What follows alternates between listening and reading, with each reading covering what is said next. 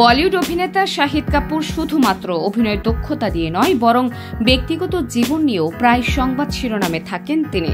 বর্তমানে মীরা রাজপুতের সঙ্গে সুখী দাম্পত্য জীবন তার। 2 সন্তান নিয়ে সুখের সাগরে ভাসছেন শাহিদ মীরা দম্পতি।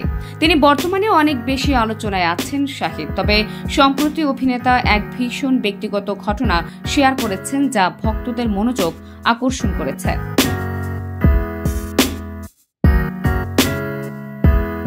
সম্প্রতি ফাইট সুজার সঙ্গে একটি আলাপচারিতায় শাহিদ কাপুর বলেছেন, একসময় তিনি একটি ছবির সেটে কাজ করতে করতে অঝরে কেঁদেছিলেন।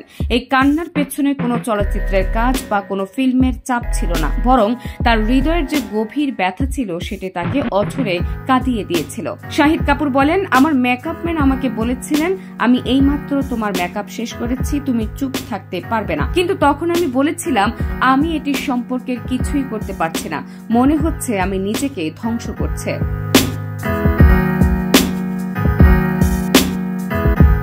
তিনি আরো বলেন, এই পরিস্থিতি থেকে আমি বেরিয়ে এসেছি, তবে এটি কাজের ক্ষেত্রে নয়, এটি ছিল আমার ব্যক্তিগত জীবনের কিছু গভীর সমস্যার কারণে। পাশাপাশি শাহিদ কাপুর ভারতীয় সমাজে পুরুষদের উপর যেভাবে চাপ থাকে তা নিয়েও নিজের মতামত প্রকাশ করেছেন। তিনি বলেন, পুরুষদের ছোটবেলা থেকেই বলা হয় যে তাদের সংসার চালাতে হবে, পরিবারকে রক্ষা করতে হবে এবং কখনো কখনো এই প্রত্যাশাগুলো আপনাকে চাপ দিতে পারে।